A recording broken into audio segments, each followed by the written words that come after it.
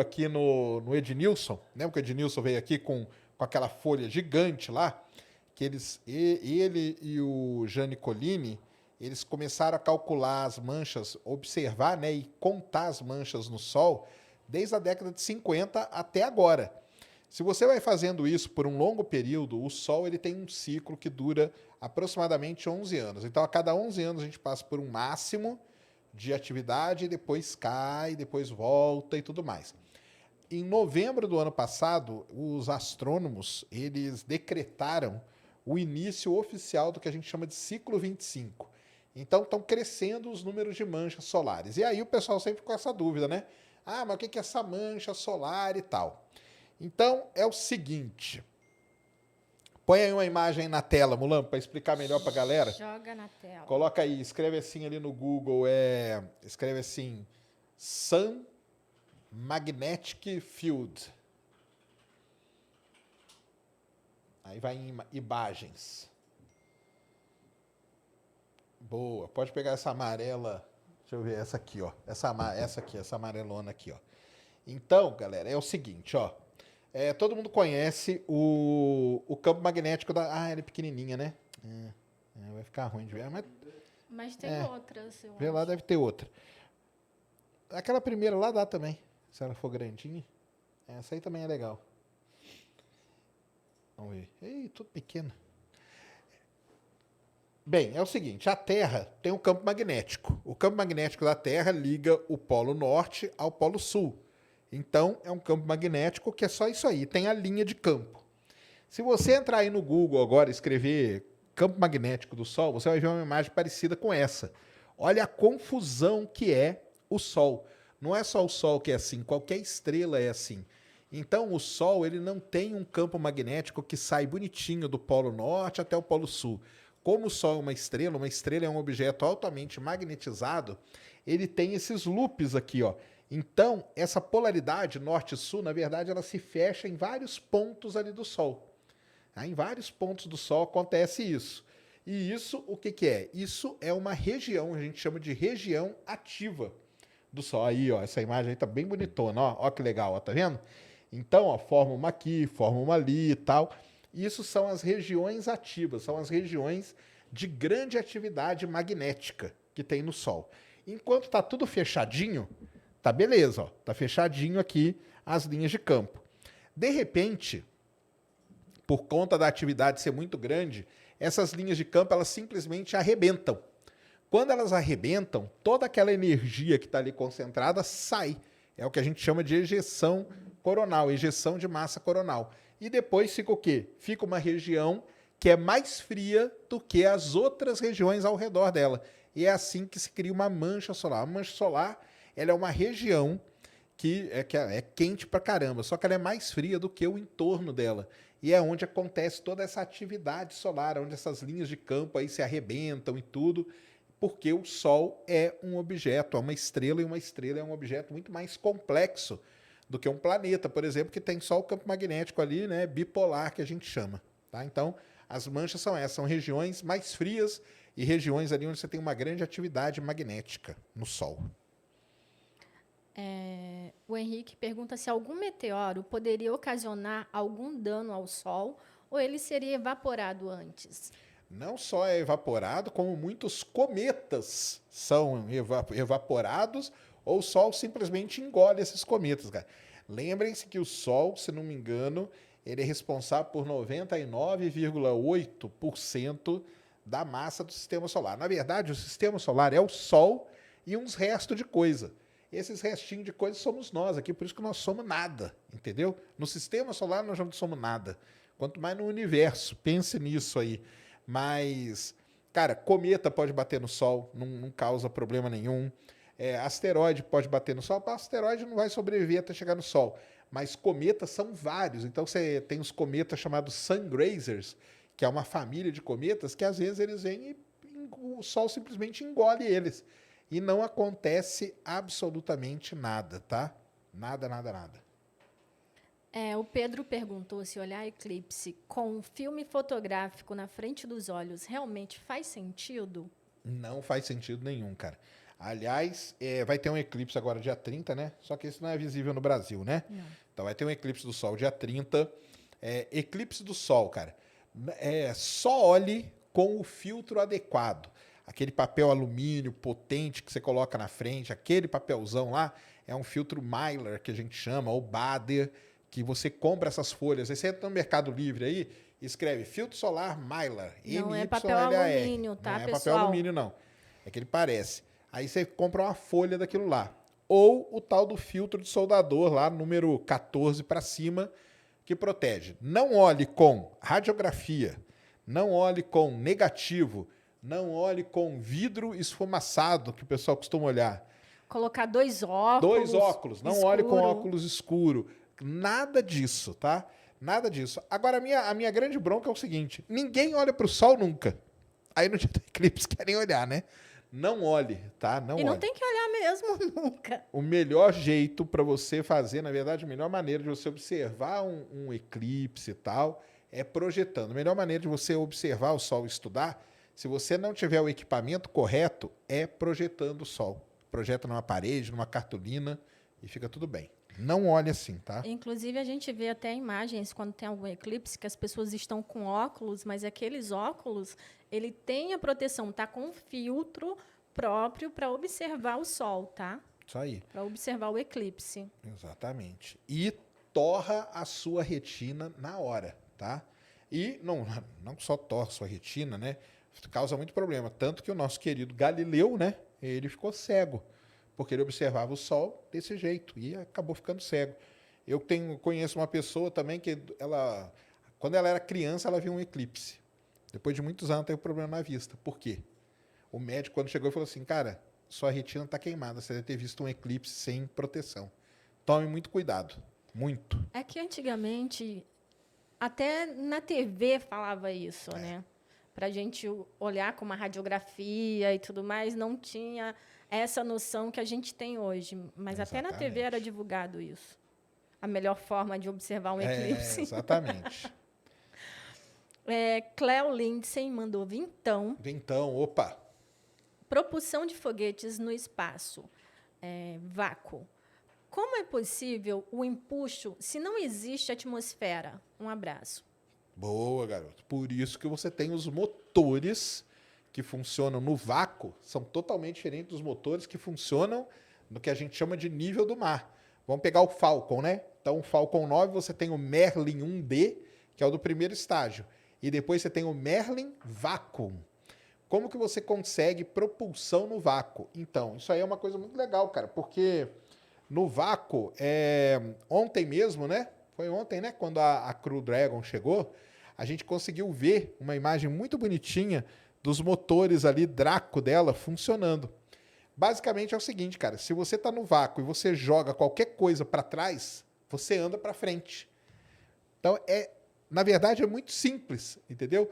O que o foguete está fazendo, na verdade, a propulsão está fazendo, ela está jogando pacotes de energia para trás e quando ela joga um negócio para trás, a reação é ele andar para frente. Então, é isso que acontece. Então, os motores são desenhados para funcionar no vácuo. Aliás, isso é um dos grandes problemas, por exemplo, de você fazer uma sonda entrar em órbita de um planeta, porque aquele motor daquela sonda, você não pode ligar ele aqui na Terra. Então, você não sabe.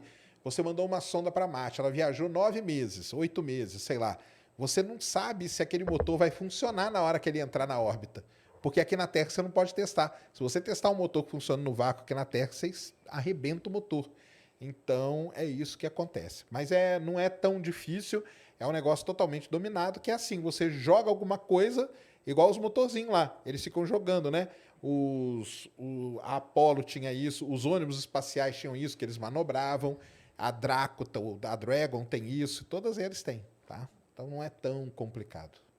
O Bruno pergunta, depois que o hélio começar a virar CO2, o Sol vai ter características diferentes?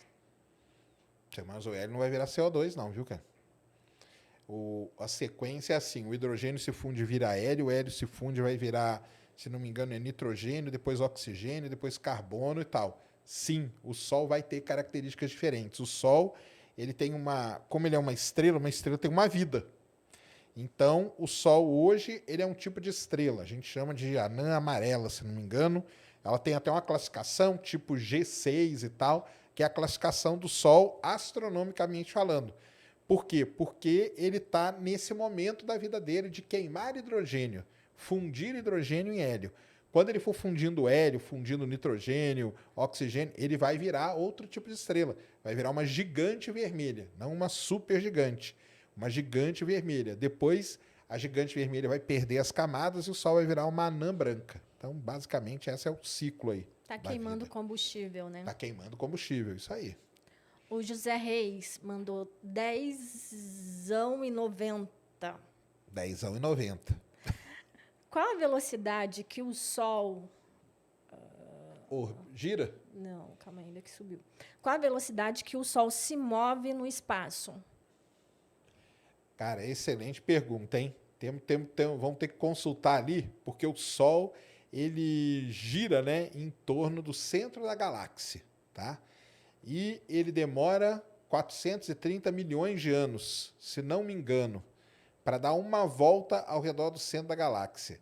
Agora, a velocidade, só consultando ali. Mulambo, depois consulta ali para nós qual que é a velocidade do Sol transladando, né, o centro da galáxia.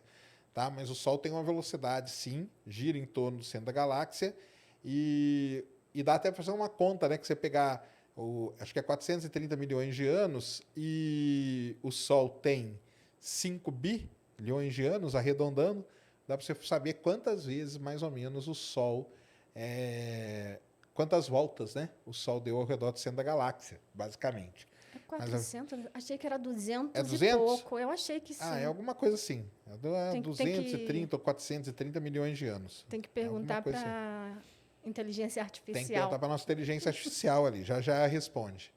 A gente vê e te fala que é a velocidade. Rafa, em que posição da galáxia o Sol fica? Embaixo ou em cima da galáxia? Boa pergunta, cara. Não fica assim. Primeira coisa que no espaço, esses conceitos de embaixo e em cima, cara, eles basicamente não existem, tá? Mas se você considerar que a nossa galáxia, ela tem um disco, né, principal, nossa galáxia tem um disco achatado, tá? Essa é a Via Láctea, deve ser assim. O Sol não, o Sol fica no disco da galáxia.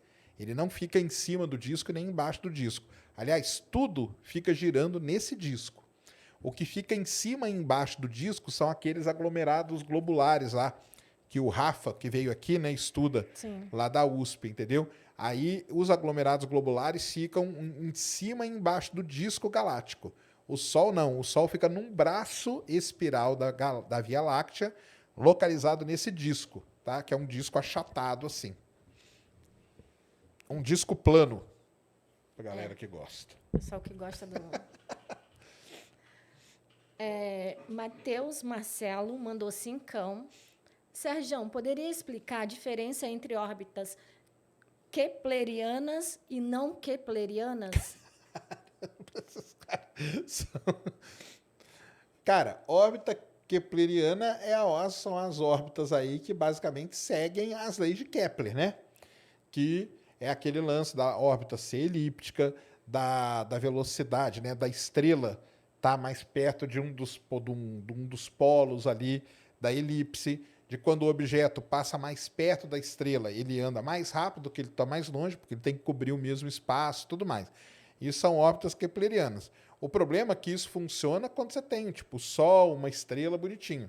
Quando você passa a ter sistemas binários, sistemas com 3 estrelas e por aí por diante, aí as órbitas não seguem mais isso. Então, porque você tem órbita, por exemplo, você tem planeta num sistema binário que ele pode fazer um 8, ele pode orbitar as 2 estrelas. E aí já é outro esquema, ele não segue esse negócio de elipse nem nada. Então as órbitas keplerianas são as que seguem lá as 3 leis de Kepler, que ele que definiu isso. Fora isso, saiu disso, então você tem sistemas binários e tal, aí a gente está em órbitas bem complicadas no caso. Rafael Liberato mandou 20.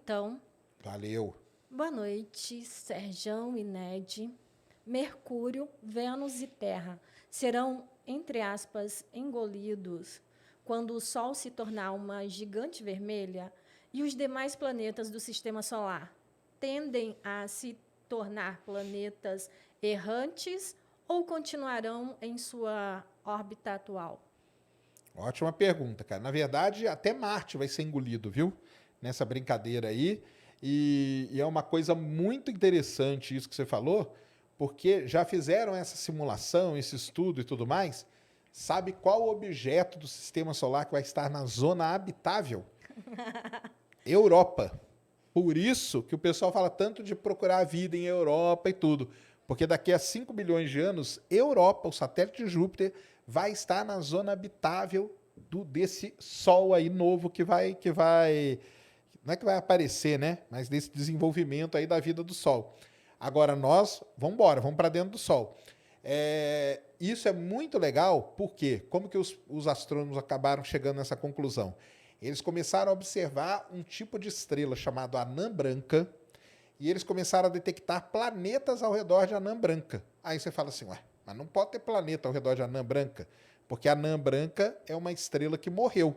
E aí qual foi a conclusão? Não, antes de morrer ela virou uma gigante vermelha. Então aqueles planetas, eles estavam ali, eles eram muito longe da estrela, e quando a estrela passou por todo esse processo, os planetas ficaram. Então, os outros planetas vão ficar e a Europa vai estar na zona habitável. Isso vai ser legal pra caramba. Por isso que o pessoal quer ir para a Europa.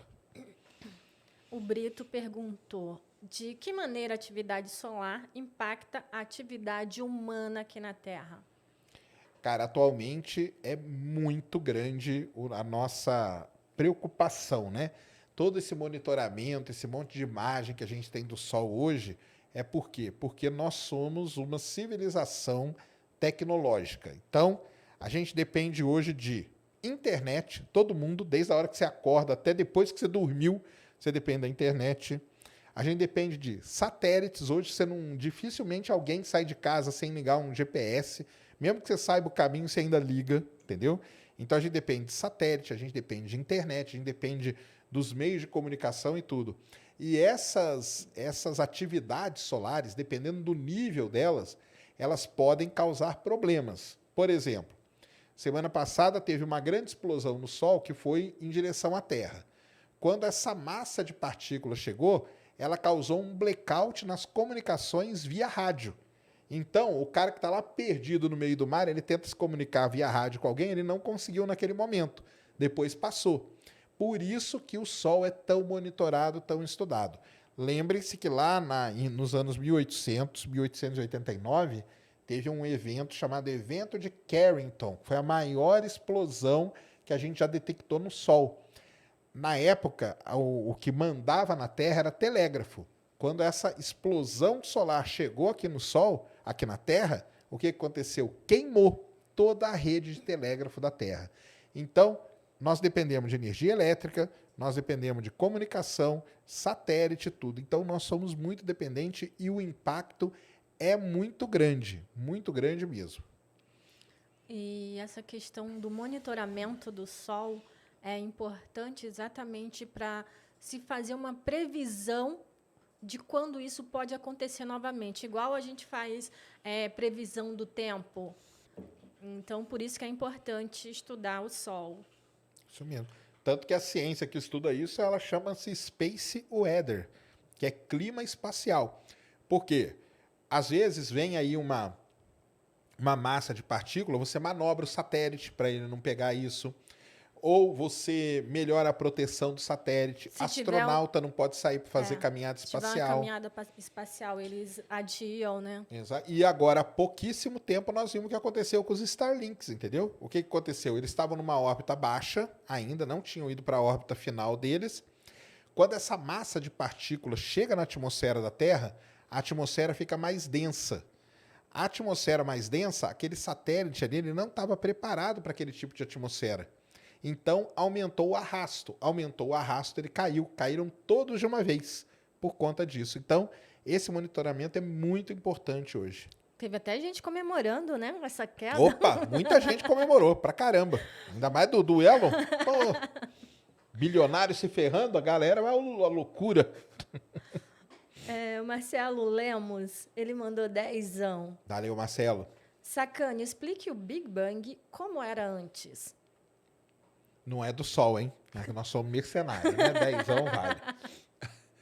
Como era antes, cara. Mas aí, cara, ninguém sabe, né, cara? Olha, a gente já não sabe nem se foi mesmo o Big Bang, né? Todas as evidências levam a crer que sim, o universo começou com essa grande expansão. Agora, teve alguma coisa antes? Essa é uma das grandes questões da humanidade, entendeu?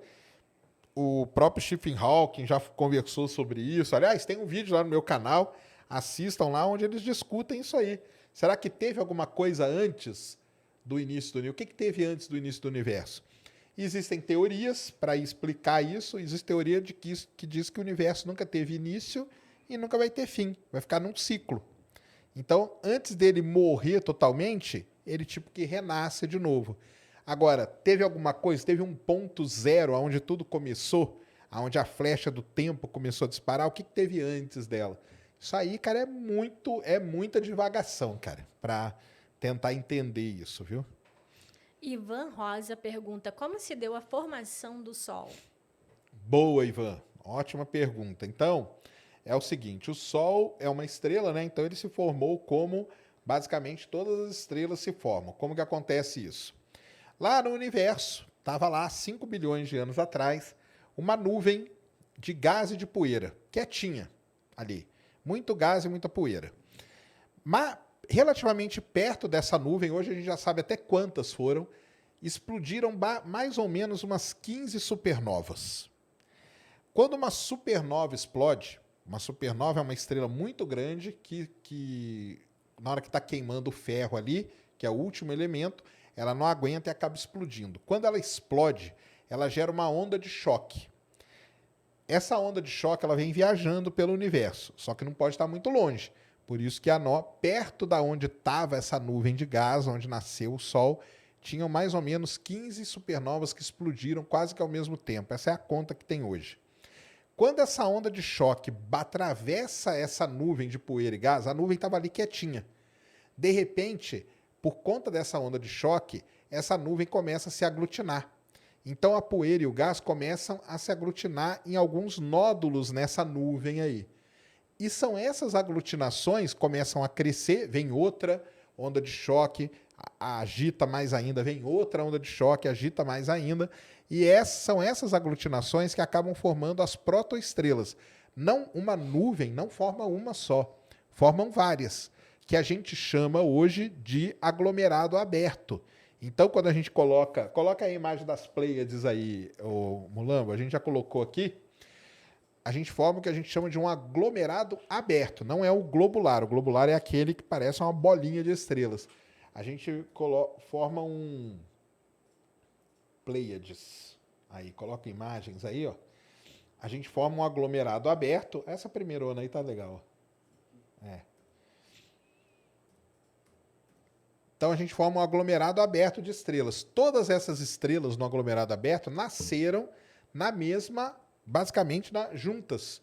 Tá? São o que a gente chama de irmãs gêmeas. E o legal das Pleiades, olha aqui, ó, que legal. Ó. Então as Pleiades são essas estrelas aqui, a gente chama de 7 irmãs.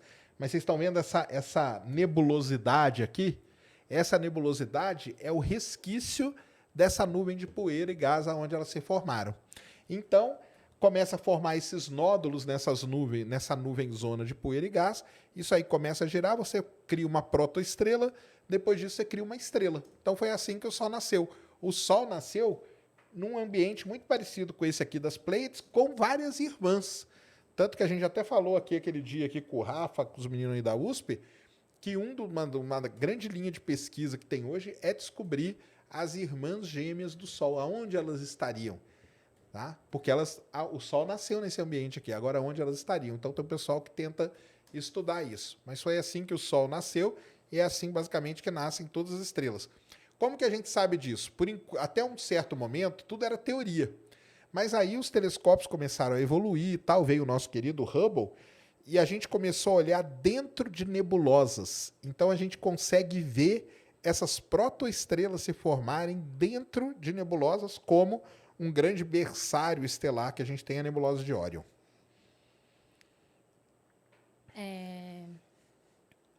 Rafa pergunta: explosão solar pode nos destruir? Cara, poder do destruir teria que ser... O problema é como é esse poder aí nos destruir. Destruir o quê, né? Muita gente fala, né, que a sexta... A gente já teve 5 extinções em massa. O pessoal fala que a sexta extinção em massa é o fim da tecnologia. Se der uma explosão solar muito grande, que na hora que chegar aqui destruir toda a tecnologia que a gente tem, cara, basicamente é um tipo de destruição, né? É um tipo. Agora, matar todo mundo de uma vez assim, muito complicado, tá? Muito complicado. Teria que ser uma explosão muito grande para isso acontecer. Agora, que pode causar muitos problemas, pode, tá?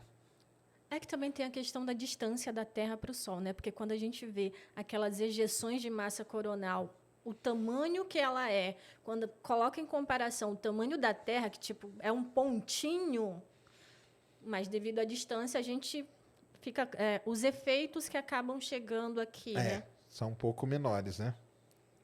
Vão diminuindo. O Rafael mandou 5. Valeu, Rafael. Serjão, paguei 350 no Space Today Plus. Boa! Mas influenciado pelo momento em que você disse que poderia ter assuntos OVNIs. No aguardo dessa plataforma. Abraço. Prometo, cara. Prometo. Vamos lá, quem não sabe aí, não está sabendo, Space Today Plus, plataforma aí, vai ser a maior plataforma de conteúdo astronômico do mundo, hein? Então, entra aí no catarse.me/Space Today Plus. Vai lá e ajude sim, cara. Fica tranquilo que vou fazer conteúdos sobre OVNIs. Eu vou chamar de OVNI, hein? Eu não vou entrar nessa onda aí de chamar de UAP, não. Essa boiolice aí que... Tô brincando. Você que é uma vontade de ser cancelado, tá doido? Não, é porque agora o pessoal fala só de UAP e tal. Aí, ó, o Mulambo colocou aí, ó. Tá lá, ó. Estamos com 290 mil. Temos que chegar a 400, porque senão é tudo ou é nada. O Mulambo vai deixar aí na descrição para nós, ó. Vão lá no Catarse, então, e ajude a criação do Space Today Plus. E eu falarei sobre OVNI, sim. Pode, manda bala. Vai desmentir todas aquelas histórias? Vou explicar para vocês a verdadeira história. Eita. E tu tem material para isso, né? Eu tenho. Isso eu tenho. O Matheus Moreira mandou 5. Valeu, Matheus. É possível o homem criar um sol? Ué, estamos criando, né, cara? Estamos criando um mini sol, né? Então, lá na China tem o famoso segundo sol, que é o que é o segundo sol? É o reator de fusão nuclear. É uma maneira de você imitar o funcionamento de uma estrela, cara. Você cria energia fundindo átomos. A mesma coisa que acontece no Sol, entendeu? Então, assim, a gente tem, lógico que são pequenos, né? Pequenos exemplos de pequenos sóizinhos aí que a gente consegue gerar. Tanto que a temperatura ali do reator chinês já bateu mais de 100 milhões de graus. Tudo bem que foi por um curto período de tempo. O sonho de todo mundo é manter essa geração aí estável, né? É manter ali os átomos se fundindo e tudo mais, e tudo isso estabilizado para que possa gerar energia que o Sol gera aqui na Terra. Então, sim, né? Tanto que nós temos aí o segundo Sol chinês. Entrem lá que vocês vão ver. Um reator de fusão, um tokamak lá, que é um reator de fusão nuclear muito legal. E tem o ITER, né? Que é o projeto aí mundial também. Não tem só na China, tá? Esses reatores. A Alemanha tem, França tem, Estados Unidos tem. Tudo isso. O Iago Fernandes, ele mandou 5. Valeu, Iago. Serjão, você poderia ensinar a fazer mini foguete no seu novo projeto Space Today Plus? Eu tenho que aprender primeiro. Mas dá para chamar o pessoal de ATM dá pra chamar, e fazer sim. Foguete, né, que ele quer, né? Foguete. Foguete, dá pra gente bolar, sim, Tem um pessoal que tem uns projetos legais. Tem. O foguete a gente tem um cara lá de Recife, é um cara muito gente boa, é o cara que mais faz foguete, ele faz os foguetinhos pequenininho, e aí a galera aí, se tiver alguém de Recife aí, ó, eu esqueci o nome dele, ele faz lá no sítio dele, mas tem determinados finais de semana que fecham ali um pedaço da praia para ele poder lançar os foguetinhos dele, é um foguetinho desse tamanho, assim, é legal pra caramba, o foguete vai e volta de paraquedas. Tem aqui em São Paulo também. Tem até eventos de competição. Isso é importante falar, né? Bem lembrado aqui pela NED. Existem eventos no Brasil da galera que mexe com foguete, né? Não é, lógico, do nível lá dos Estados Unidos, que lá... Mas tem a galera aqui que faz. Acho que até o Ratão, né? O Rato Borrachudo, ele já teve num evento... Ele teve num evento de robô que as equipes de foguete foram falar com ele. Tá? Então é assim, tem que sim. É legal pra caramba. Podemos sim. O Alisson pergunta: como calcular a idade do Sol e como saber quando vai para o saco? Boa, garoto. Como que os astrônomos sabem, né? Esses 5 bilhões de anos aí que a gente fala tanto. Muito bem. Existe na astronomia um negócio muito famoso, muito mesmo, só que é muito complicado, tá? Mas, assim, tentando simplificar ao máximo, chama-se diagrama HR. Dois caras, o Hertzsprung e o Russell, criaram, observando milhares e milhares de estrelas, eles criaram um diagrama que conta a história. Escreve aí, Mulambo, só para mostrar para a galera. Chama diagrama H-R. Esse diagrama, ele conta a vida da estrela. Tá? Ele conta a vida da estrela. Como que você faz esse diagrama? Você começa a observar uma estrela, outra, e o que você coloca nesse diagrama aí? Você coloca a luminosidade, e pela luminosidade da estrela, existe uma equação, a gente consegue calcular a temperatura. E aí você vai lá e pá, coloca ele lá no diagrama. E aí observa outra estrela, calcula, pá, outro pontinho no diagrama. E vai fazendo, com várias estrelas, sem você saber que tipo de estrela que é, nem nada. Fez o diagrama, vai criar um diagrama aí, ó. Põe aí as imagens aí, ó. Vamos pegar uma aí legal para mostrar. Pode ser essa aqui, ó. Vamos ver se ela vai aparecer num tamanho maneiro. Cadê ela? Aí. Tá legal. Pode aumentar um pouquinho aí só? Então, ó. Tudo isso aqui, ó, são estrelas. Então, o cara foi ali, foi medindo uma estrela, outra, tal. Aqui tem a temperatura e a luminosidade ali, ó, tá? Luminosidade num eixo, temperatura no outro. E os caras vão plotando. Aí criam o diagrama. Tudo isso aqui é um monte de estrelinha que eles foram medindo. Mediram estrelas anãs brancas, mediram estrelas gigantes, supergigantes e tudo mais. Depois que tinha um monte de estrela medido, o que os caras foram lá? Mediram o Sol. Vai lá e mede o Sol. Então tem um determinado ponto aqui que você põe o Sol.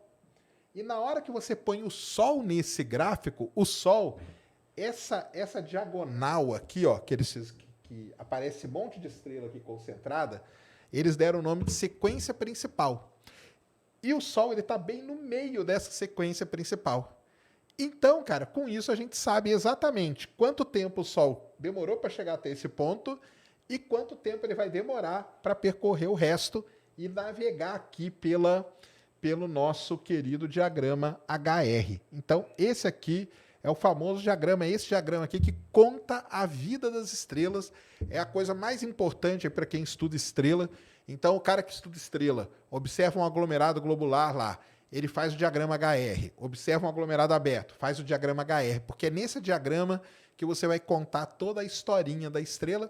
Lógico que hoje é muito mais fácil, né? Você aponta o telescópio que tem um instrumento ligado, já sai ali do lado, ali já sai o diagrama HR do que você está fazendo, tá? Mas é assim que os astrônomos fizeram, que esses caras aí são muitos. Eu tenho um podcast, meu Horizonte de Eventos, saudoso, faz tempo que eu não faço ele, mas lá tem um episódio contando toda a história do diagrama HR. Então, se você quiser mais detalhes, vai lá ouvir, mas é assim que eles fazem. O Leonardo Almeida mandou 5. Valeu, Leonardo. Boa noite. Como é possível esses cometas que passam de tempo em tempo? Eles sempre vão ser assim? Sempre vão ser assim, dependendo da distância que eles passam do Sol, né? Por exemplo, existem cometas, cara, que eles não chegam perto do Sol. O cometa aí, ó, que o brasileiro descobriu, né? Bernardinelli lá, Bernardinelli-Bernstein, que é o maior cometa já descoberto no Sistema Solar, ele não chega nem perto do Sol. Ele vai chegar ali em Saturno, né? E vai voltar. Então, assim, existem cometas que não dão a voltinha toda no Sol. Agora, tem cometas que dão. Ó, o Halley está aí e passa, não tem problema nenhum. Porque esses cometas, eles passam longe do Sol. Eles passam perto em termos astronômicos, mas é longe pra caramba. Então, não tem problema nenhum. Agora, existem cometas que mergulham no Sol. Os mais recentes aí que mergulharam foi acho que aquele Side Spring, lá em 2013, tinha um cometa que todo mundo falou, nossa, esse vai ser o cometa do século e tal. Quando ele virou ali no Sol, ele mergulhou no Sol. Ele nem apareceu do outro lado. E depois apareceram imagens dele sendo consumido pelo Sol. Então, agora os outros não, os outros passam longe. Então, esses cometas periódicos aí de longo período, Halley, Hale-Bopp, Lovejoy e por aí vai, eles vão continuar. Yakutake, eles continuam. Não tem problema nenhum, cara. Tá? O Nathan, ele pergunta o que aconteceria se o Sol caísse num buraco negro? Pergunta de leigo, não me leve a mal. Não, que é isso. Pergunta sensacional, cara. O que acontece quando o Sol cai num buraco negro? Ou vamos pegar qualquer estrela cai num buraco negro. Acontece, cara, um evento muito sensacional que os astrônomos conseguiram observar poucos, porque isso não é uma coisa muito fácil de se ver. Mas o negócio chama-se evento de ruptura de maré. Você tem um buraco negro, a estrela começa a orbitar o buraco negro. De repente, essa estrela começa a chegar muito perto do buraco negro, passa pelo horizonte de eventos. Passou pelo horizonte de eventos, o que acontece? Ela é sugada, uma parte dela é sugada e a outra parte tenta resistir. E depois a estrela inteira é sugada. Tá? Então, se o Sol entrasse no buraco negro, aconteceria isso, cara. Ele seria sugado pelo buraco negro, passando o horizonte de eventos, ele seria sugado e aconteceria esse evento aí, que é uma das maneiras que os astrônomos usam até para descobrir alguns buracos negros, que são descobertos graças a isso. Ou pode ficar como as estrelas aqui, algumas que nós temos aqui na nossa galáxia, que ficam orbitando o buraco negro e nunca caem. Ou, às vezes, pode cair algum dia, né? E o buraco negro não suga nada. É, a estrela que chega ali, né? O Gustavo Lima... Lima? É. Opa! Mandou 5. Pô, só Gustavo Lima. 5, cara. Pô. Boa noite, Sérgio, Ned e Mulambo. Boa. Olhar o nascer ou pôr do sol é tão prejudicial quanto um eclipse? Abraços do sul de Minas. Cara, assim, eu duvido, cara, que você vai conseguir olhar para o sol, cara. O que acontece no nascer e no pôr do sol? Vou te falar o que acontece. Aquela posição no horizonte, normalmente você tem uma grande quantidade de atmosfera que acaba filtrando o sol. Então você tem um filtro natural. Só que eu duvido alguém conseguir ficar olhando para o sol. Você não vai conseguir ficar olhando para o sol tipo uns 5 minutos assim. E uma coisa também, né? Lógico, né? Olhei para o nascer do sol, fiquei cego imediatamente. Não é assim, tá? Mas dificilmente você vai ficar. Agora, o que acontece às vezes? Olha só que interessante. Vou pegar o exemplo aqui de São Paulo. Então, às vezes você sai de casa tipo 6:30 da manhã, na hora que o sol está nascendo, tem uma névoa muito grande, inversão térmica, esse monte de coisa. Tudo isso cria um filtro tão grande que na hora que você olha para o sol tá uma bolinha assim, ó, perfeita, perfeita. Aí você pode olhar tranquilo, cara, porque se não tá te irritando o olho, não tem problema, cara. Eu duvido que você vai conseguir ficar olhando para o sol muito tempo, não consegue, entendeu? É que você deve estar falando desse pôr do sol. O pôr do sol ele fica muito bonito. Meio avermelhado. Meio avermelhado, mas o avermelhado vem da onde? Vem da poluição e de tudo. Aí, cara, tá tranquilo. Isso aí já é um filtro para os seus olhos. Tá tranquilo. Agora, pega o sol ao meio-dia. Olha, você não vai conseguir nem chegar perto para olhar para o sol, entendeu? Mas não olhe, tá? A melhor coisa é não olhar. Evite. Evite. Se puder, evite. Agora, olhar um segundinho também não vai te matar, não. 1 segundo é 1 segundo. Muita gente tira foto do pôr do sol e tal, não? Sim. A questão é o olhar diretamente para o sol. Essa é a questão. Exatamente. E o que nós já estamos falando de eclipse e tal, por que o eclipse ele complica um pouco mais? Porque no eclipse, quando o Sol está sendo eclipsado, está um pouco mais escuro. Quando fica um pouco mais escuro, a tendência é a sua retina abrir mais. Então, quando ela abre mais, entra mais luz lá dentro.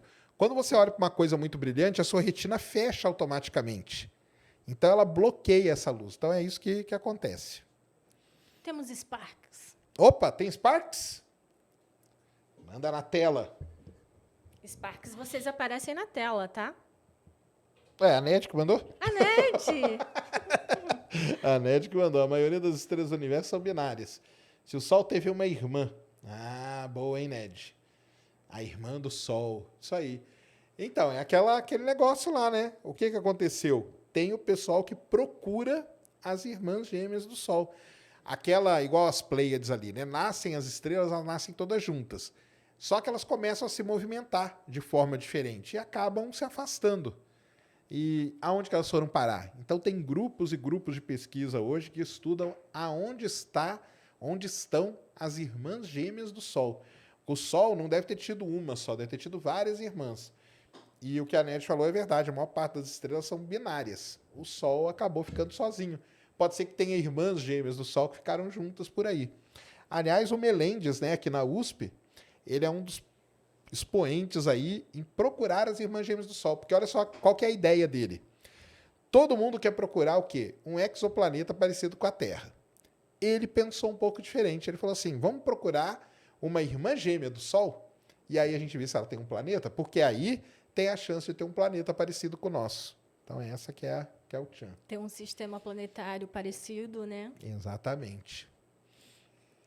E para ser irmã gêmea do Sol, ela tem que ter a mesma idade do Sol, a mesma composição química do Sol, uma coisa muito importante que os astrônomos usam, chama-se metalicidade, a mesma nível de metalicidade, a distribuição dos elementos tem que ser igualzinho, o mesmo brilho, o mesmo tudo, tem que ser gêmea, né? Então, essa que é a grande dificuldade. Pessoal, tem muita gente procurando isso hoje.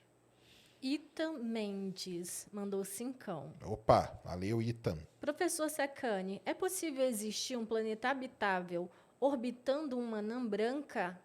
E se Júpiter, entre aspas, virasse um Sol, qual tipo seria?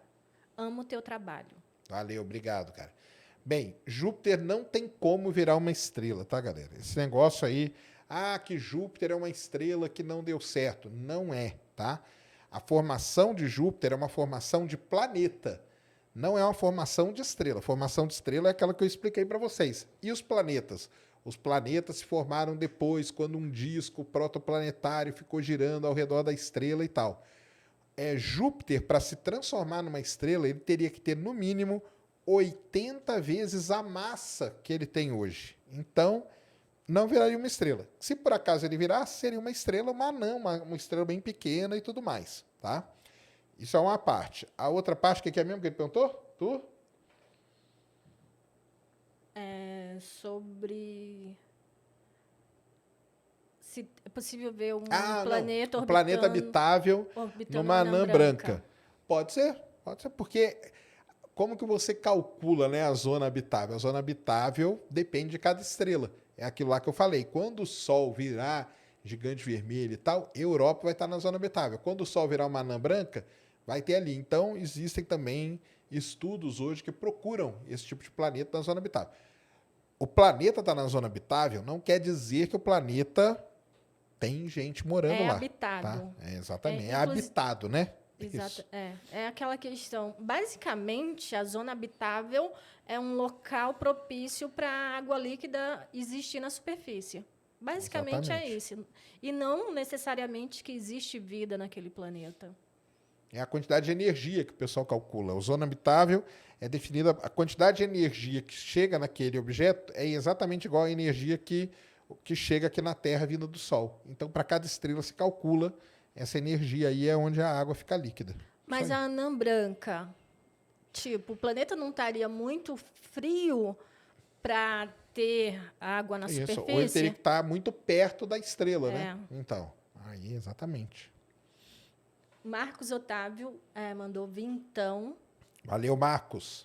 Serjão, quando o Sol se tornar uma gigante vermelha, a gravidade não iria expulsar a Terra para longe ao invés de engoli-la? Que gravidade, cara? Estamos falando da gravidade. A gravidade não expulsa, né? A gravidade, ela atrai. Então, se o Sol, quanto maior o Sol, maior a força gravitacional dele, mais coisa ele vai atrair para ele, né? Não vai expulsar, entendeu? Você pode estar querendo dizer que o Sol vai crescendo e, tipo, sei lá, bate na Terra e joga a Terra. O que não pode ser a gravidade, cara, entendeu? A gravidade é uma força de atração e não de repulsão. Então, se o Sol começar a crescer, vai aumentar a força gravitacional dele e vai atrair as coisas. Mas nem é isso que vai acontecer, porque no caso da gigante vermelha, o que vai acontecer é que nós vamos entrar na atmosfera solar. Só que vai ser um negócio tão quente e tal que vai acabar sendo consumido. É isso que acontece. Tanto que depois vai chegar num nível que essa estrela não consegue mais ficar estável. Ela começa a perder as camadas externas dela e cria o quê? O que a gente vê hoje, que são as nebulosas planetárias. Então, a nebulosa planetária nada mais é do que isso. Coloca aí, ô Mulambo, uma foto da... Coloca assim, ó, nebulosa planetária olho de gato. Ah, qualquer uma dessas aí tá legal. Coloca aí imagens aí. Pode pegar essa aqui, ó. A olho de gato mesmo. A olho de gato, cara, é um exemplo assim sensacional. Então, o que é uma nebulosa planetária?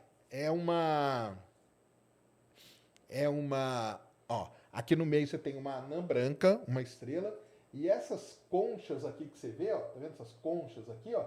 Isso aqui são as camadas exteriores da estrela que foram sendo expulsas. Então, elas vão sendo expulsas e formam isso aqui.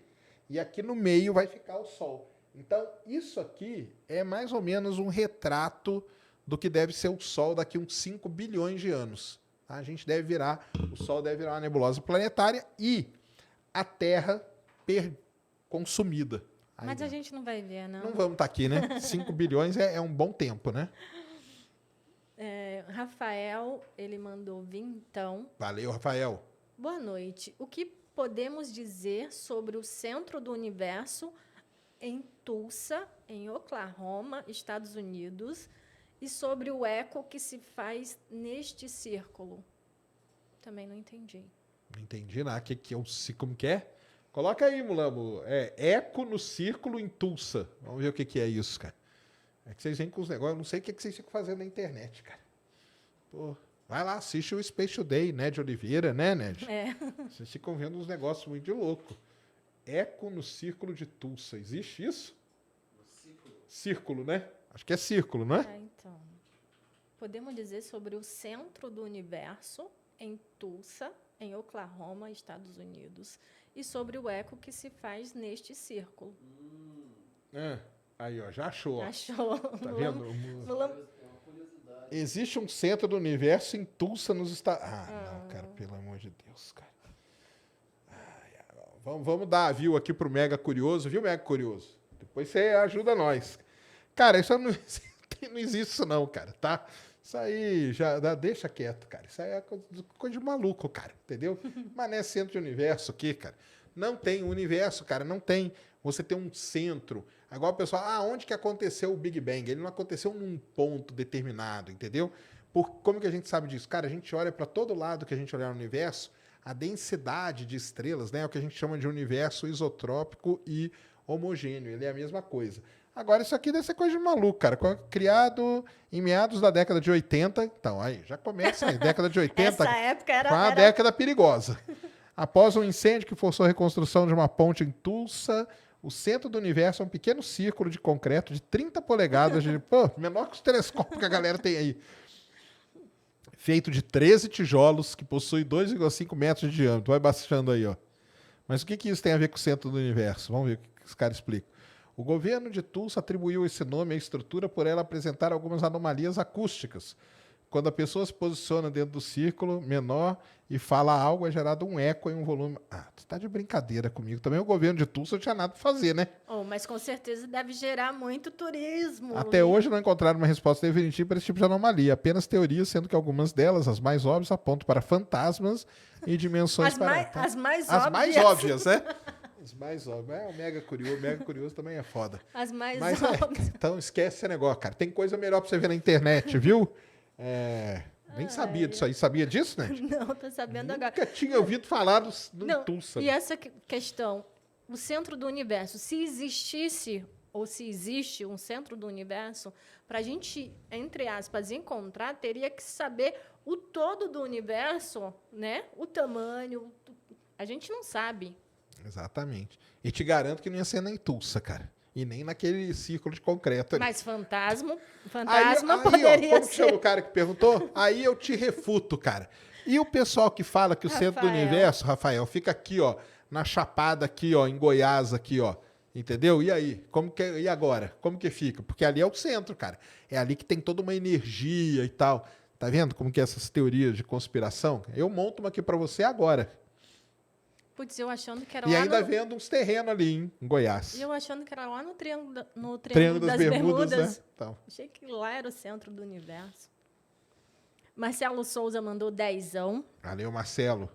Sérgio, você é fantástico. Não, Admiro muito a sua pessoa, valeu. seu conhecimento e trabalho. Sempre fico entusiasmado com suas palavras.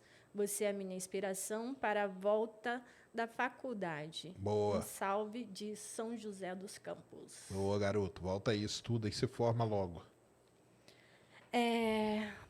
Tássio Rio. Tem variações consideráveis de temperatura sobre o Sol, tá? Tem variações consideráveis de temperatura ou é sempre constante? Então, é assim, o Sol tem lá no centro dele é uns 15 milhões, 20 milhões de graus, aí vem subindo, chega na superfície do Sol, é uns 6 mil, 7 mil graus, e depois tem a coroa, que é o grande mistério, que ela chega na casa dos milhões. Existem variações de temperatura ali naquela parte que a gente vê? Existem, que são as manchas solares. Mancha solar, buraco coronal e tudo isso são regiões que são bem mais frias do que a região ao entorno. Então, assim, na época de maior atividade do Sol, que você tem muita mancha ali, tem mais variação. Quanto mais mancha, mais variação de temperatura você vai ter. Quando o Sol está no mínimo de mancha, aí não, a temperatura é toda muito mais constante, tá? Mas varia a temperatura de dentro do Sol até a coroa e as manchas ali que são mais frias. O Diego pergunta: qual a probabilidade de se chocar com a Terra? Tem o Sol? O Sol se chocar com a Terra? Cara, não tem probabilidade. Porque vai acontecer é isso, cara. O Sol vai se expandir e vai engolir a Terra. Então Você acha que isso é um choque, né? Então é 100%. Só que é daqui 5 bilhões de anos. Alex, boa. Sérgio, sou fã do canal. Ned, quer casar comigo? Não, continua a pergunta. Se o Sol terá vida de 5 bilhões de anos, pergunto, quantos anos teremos de vida útil do Sol para manter uma temperatura habitável na Terra? É isso aí, cara. Vai lá uns 4 e alguma coisa, entendeu? Enquanto o Sol estiver aí consumindo seu hidrogênio e tal, porque o que acontece? Naquele gráfico lá que eu mostrei, no HR, a maior parte da vida da estrela é dentro da sequência principal. Depois que ela sai da sequência principal, os eventos são muito rápidos, e rápidos mesmo, tá? Então eles duram, talvez, alguns poucos milhões de anos, que não é nada, e alguns desses eventos que o Sol vai passar duram milhares de anos, que não é menos do que nada ainda, né? Astronomicamente falando. Então, assim, nós vamos ter aí o Sol do jeito que ele está aí por uns bons 4 bilhões de anos, assim, tranquilamente, tá? Depois que vai começar essa fase aí de mudanças mais rápidas no Sol, tá? Lembrando, pessoal, que esses números são todos mais ou menos aproximados, né? Não pode ser 5, 6, mas essa ordem de grandeza aí. Inclusive, é uma coisa que eu não gosto de usar nos meus vídeos, é tantos anos, tal distância. Eu sempre coloco cerca de... Porque pode ser mais, pode ser menos. É a ordem de grandeza, né? É isso aí mesmo. Paulo Henrique mandou 10. Valeu, Paulo. Sacane, antes da Terra ser, entre aspas, redonda, ela já teve outro formato? Sempre foi redonda, cara. Sempre. A Terra, aí você está falando da formação de planetas, né?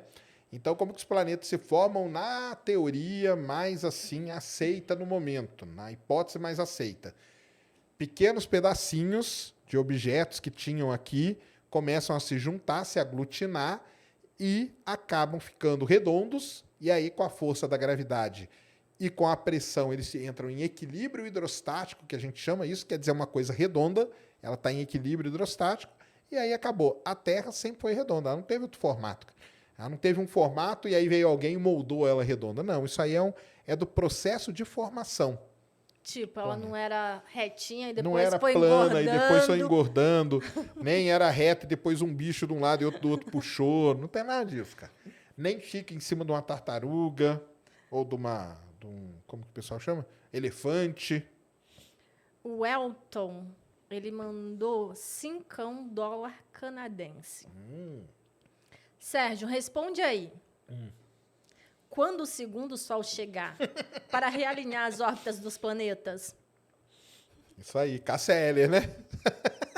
Ou não é Nando, né? Não, é do Nando. Nando mas Reis, né? ela Ficou que- famoso na voz da Isso. Cássia Eller, né? Essa música aí, cara, é o terror dos astrônomos, né? O pior é o seguinte, quem diz que quando um segundo sol chegar, vai realinhar, vai bagunçar a órbita dos Não tem planetas. como realinhar. Não faz sentido nenhum essa letra, viu? Astronomicamente falando. Poesia, aí cada um tem a seu gosto, né? Pasquetron mandou 1.000 da moeda japonesa. Lá. Iens. Isso. Mas ele não fez perguntas. Valeu. O Luiz, ele perguntou, é possível que o caroço da provável gêmea do Sol, Nêmesis, seja o que tem sido chamado de planeta X? Não. Essa aí é um negócio do Sol, é até estranho, né? Que o pessoal nem perguntou dessas teorias de conspiração, né? Que bom, Que bom, né? que bom. Agora cutuquei. Agora o cara vai começar a perguntar. Agora, Então, o Sol já teve uma estrela companheira. Já teve, sim, cara. Já teve, entendeu? Mas, pela forma, pelo estado que é o sistema solar, muito provavelmente essa estrela não coexistiu com o Sol quando o sistema solar se formou. Se você tivesse uma outra estrela no nosso sistema solar, cara, provavelmente eu te garanto que a gente não estaria aqui, cara. Seria uma bagunça as órbitas. Órbita em sistema binário não é uma coisa bonitinha como é que a gente tem aqui, não. A nossa órbita ela está estável há quantos bilhões de anos? Está tudo tranquilo, está tudo funcionando de acordo com tudo que a gente conhece. Existem duas teorias, uma é a do Nêmesis, né? E a outra é do Hercóbulos, né? isso. Hercóbulos. Os caras vendem até o livro do Hercóbulos aí nas paredes, aí no ponto de ônibus e tal. O Hercóbulos é aquela que o cara tira a foto do Sol com a câmera, aí dá aquele lens flare que a gente chama e aparece uma bolinha do lado. E aí o pessoal fala assim, olha aqui, ó, a irmã do Sol que vocês estão negando pra gente e tal. Mas não tem, cara. Isso não tem por conta das órbitas. As órbitas seriam malucas. Os outros planetas, você ia olhar Marte no céu, Marte, Júpiter, não ia fazer a órbita bonitinha, igual eles fazem, tão alinhado, você vê Júpiter saindo. Ia ser uma bagunça. Então, assim, é muito fácil de mostrar que não tem esse negócio. E o planeta X, a verdade, que hoje o pessoal chama de planeta 9, e já teve vários nomes, né? Muito provavelmente, se existir, primeira coisa é essa, né? Se. Vai ser um planeta, não vai ser outra estrela, porque se fosse outra estrela, estaria tudo bagunçado. Como que a gente sabe disso? A gente simula isso. Então você pega, cria uma... Quem quiser baixar, baixa, cara. Tem Inclusive, aquele... Sérgio, por causa da questão da perturbação no entorno. Isso. Então, existe, sim, essa busca pelo tal planeta X ou planeta 9, exatamente nessa questão, na órbita depois de Plutão, ali, no cinturão de Kuiper, que tem uma certa bagunça ali que, provavelmente, acredita-se que exista esse planeta, e os astrônomos estão procurando, não tem porquê eles chegarem e esconderem algo que eles procuram, inclusive, dinheiro para pesquisas, para ir além, para exatamente tentar encontrar esse planeta. Exatamente. E uma maneira até de vocês aí fazerem isso, cara, tem dois joguinhos, vamos dizer assim, um é o Space Engine e o outro é o Universe Sandbox, que você pode simular isso. Então você cria o sistema solar do jeitinho que ele é, e depois vai e cria uma estrelinha e coloca ela, que você vai ver a bagunça que vai criar, cara. Então tudo isso é simulado, a gente conhece muito bem. E o do Planeta 9 é isso aí mesmo que a Nete falou. Só que aí tem que achar, né? Por enquanto, Mas não estão encontramos. procurando. Estão procurando. É que os conspiracionistas, eles têm esse negócio de que existe, estão escondendo. Não, pelo contrário, eles estão procurando. Exatamente. Eupídio Gomes, Valeu, ele mandou Eupídio. 10. Valeu. A primeira foto do buraco negro envolveu vários telescópios na Terra, muito esforço e tempo envolvidos. Com James Webb, outras fotos do horizonte de eventos podem ficar mais fáceis de serem obtidas? Não pode, cara, porque é aquilo lá, né? A foto do buraco negro ela foi feita usando ondas de rádio, tá? O James Webb vai observar no infravermelho. O que o James Webb vai observar com relação a buracos negros, foi que eu conversei aqui com o Neming e tudo mais, é aquele lance dos primeiros buracos negros nas galáxias muito distantes e tal. Agora, foto, igual a gente teve da M87, tem que ser com ondas de rádio. Mas anotem aí na agenda de vocês. Hoje foi publicado que dia 12 de maio, agora, daqui 2 semanas, antes do eclipse aí, ó, 12 de maio, vai ter uma divulgação. Aliás, todos os centros de pesquisa relacionados a isso já marcaram lives, até a USP, aqui o grupo do Neming, já marcou uma live também para esse dia, aonde vai ser mostrada a foto do Sagitários à Estrela, que é o buraco negro da Via Láctea. Porque quando soltaram a foto lá da M87, era para ter soltado as duas, só que não soltaram. Por quê?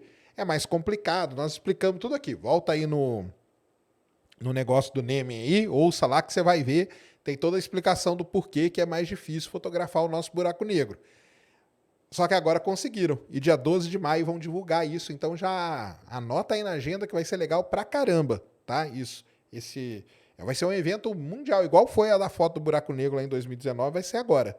Agora o James Webb não. O James Webb ele observa no infravermelho, é um outro papo com ele. Esse é nosso, né? Isso aí.